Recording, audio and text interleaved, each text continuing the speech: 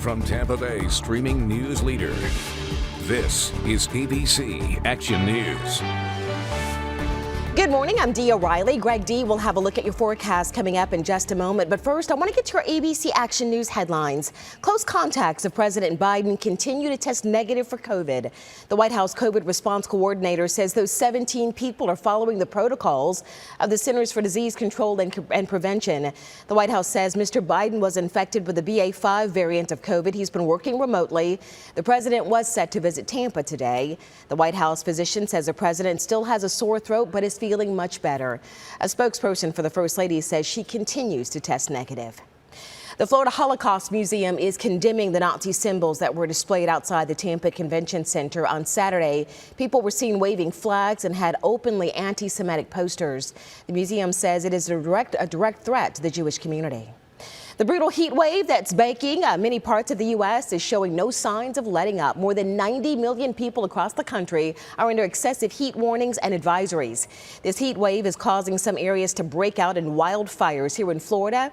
These are some of the forest fire images that we're getting in from the northwest area of Vero Beach. That fire has burned more than 12,000 acres.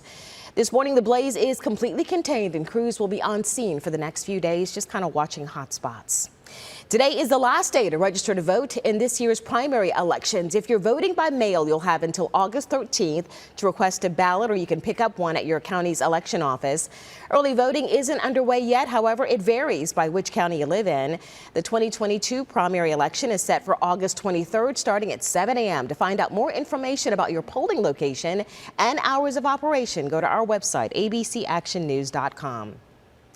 This evening, the Hillsborough County School Board is going to host its fourth Community Conversation Series. The focus, a plan the district says will help recruit and retain experienced teachers and compensate support staff.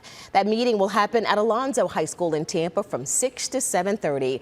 Voters will have the opportunity to talk and decide on a $1 million referendum on the primary election ballot on August 23rd. If approved, the district plans to use the money to recruit and retain experienced teachers and compensate support staff. School leaders say they would also use a portion of the money to fund art, music, PE, and workforce programs. The next meeting is this upcoming Wednesday. We have the rest of those dates and locations on abcactionnews.com. Look under news links. The Rays welcomed Jeffrey Springs back to the mound last night for the series finale against the Royals. Springs was sidelined with tightness in his calf and dealing with a medical issue involving his 5-month-old son Stetson, who is now home from the hospital. In his first action since July 5th, he pitched 4 innings and had 2 strikeouts, giving up 1 earned run, but it wasn't enough. The Royals went on to win 4-2. The Rays lose the series 2-1.